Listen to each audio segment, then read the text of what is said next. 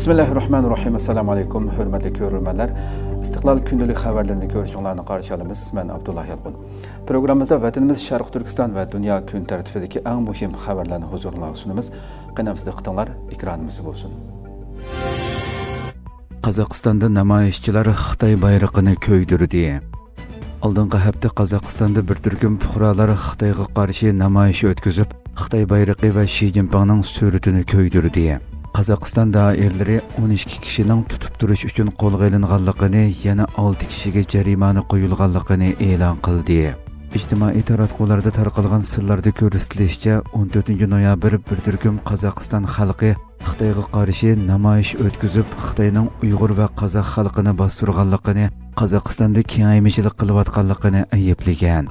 Ular namoyish jarayonida Xitoyga qarshi shuarlarni tovlash bilan birga Xitoy bayrog'i va Shi Jinpingning suratini ko'ydirib, kuchli noroziligini bildirgan. Fransiya xabar agentligining bu vaqtdagi xabariga asoslanganda, mazkur namoyish Olmaotadagi Uyg'urlar ko'p o'ltiraqlashgan rayonda o'tkazilgan bo'lib, namoyishning maqsadi Xitoyning Qozog'istondagi kengaymichiligiga qarshi chiqish va Sharq Turkistonda Xitoy tarafidan tutqun qilingan izdiriki bo'lmagan bir Qozog'iston fuqarosi uchun ovoz chiqarish ekan.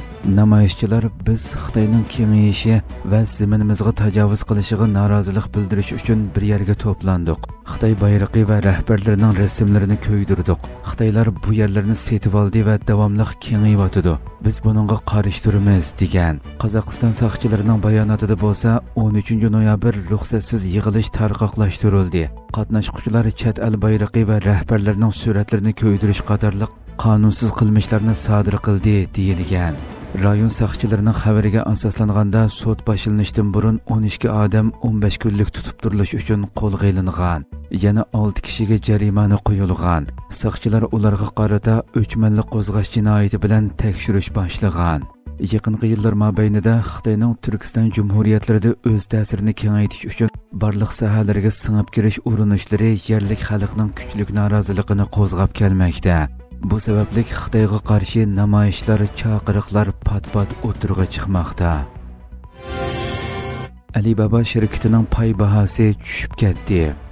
Pul muomala vaqti gazeti Oqsaroyning bir bayonotiga asosan Alibaba shirkatining Xitoy armiyasining Amerikani nishon qilgan harakatlariga yordam qilganligini xabar qildi.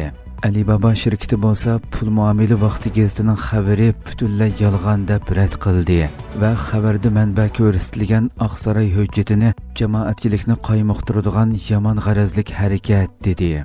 Pul muomala vaqti gazetining 15 noyabr e'lon qilgan xabarida Alibaba shirkatining ishlatuvchilarining IP adreslari, simsiz tor uchurlari va pul to'lash xotirasi qatorliq sonliq ma'lumotlarini Xitoy rejimiga va Xitoy armiyasiga berganligi, shuning bilan birga sun'iy aqlga aloqador mulozimatlar bilan ta'minlaganligi ilgari surilgan.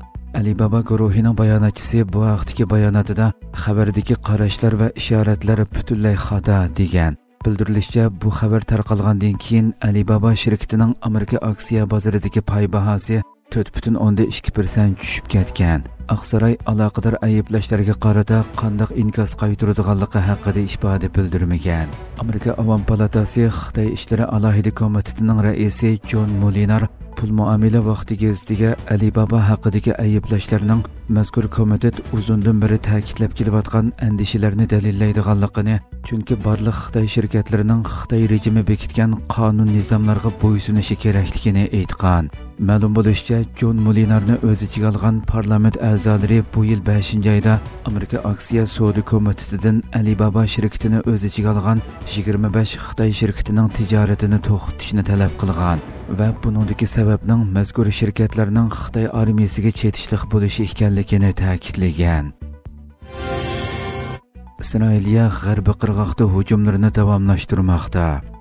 Isroiliya armiyasi ishg'oliyat ostidagi G'arbiy qirg'oqning har qaysi joylarida davomlashtirayotgan hujumlarida falastinliklarga tava bir qism imoratlarni chaqib tashlagan va bir falastinlik bolani o'ldirib 4 kishini yaralandirgan. Turkiya ovozi radiosining xabarida qayd qilinishicha, Isroiliya askarlari Ramallohga qarashliq Dayiz Ebzi bozoriga bostirib kirib, haqiqiy o'q, yosh oqquzish gazi va ovoz bombasi ishlatgan. Falastinlik yoshlarning bo'lsa tosh etib qarshilik ko'rsatganligi bildirilgan. Falastinning rasmiy xabar agentligi Vafa İsrailiya kuchlarining Kalkiliyaning Hajja va Beka al-Hatta bozorlariga hujum qilganligini, ammo nazoratga elingan kishining yo'qligini e'lon qilgan. İsrailiya askarlarining yana Jeninning janubidagi Kabatiya va Zabadah bozorlariga hujum qilganligi, Zabadah bozoridagi to'qinishlarda ovoz bombasi ishlatganligi bildirilgan. Falastin Səhiyyə Ministerliğinin yakshanba kundagi bayonotida Tubas shahrining janubidagi Fari'a musafirlar lagerida 15 yoshli bir bolaning İsrailiya qismlari tarafidan etib o'ldirilganligi qayd qilingan. Qutqizish avtomobillarining 3-yordariga yiqilishining to'sqinlikka uchraganligi va bu yoshning keyincha hayotidan ayrilganligining e'lon qilinganligi bildirilgan. Ma'lum bo'lishicha, G'azzada urush boshlangandan buyon Isroiliya armiyasi va qonunsiz ko'chmanlarning hujumlari G'arbiy qirg'oqda kam deganda 1072 falastinlikning hayotidan ayrilishiga, taxminan 10700 kishining yorilinishiga va 20500 dan ortiq kishining nazoratga elinishiga sabab bo'lgan. Isroiliya 2023-yili oktabrdan buyon keng ko'lamli hujumlarni elib berayotgan G'azzada bo'lsa, ko'pinchisi ayollar va bolalardan bo'lib, taxminan 70 ming falastinlikni o'ldirgan. Navbatda Birlashgan Davlatlar Tashkiloti G'azzani qayta qurish xarajatining taxminan 70 milliard dollar bo'ladiganligini mo'ljallamoqda. Hurmatli ko'ruvchilarimiz, shuna qilib bugungi xabarlarimiz mush yerda oxirlashdi. Inshaalloh atigi programmada ko'rishguncha omon bo'linglar. Assalomu alaykum va rahmatulloh.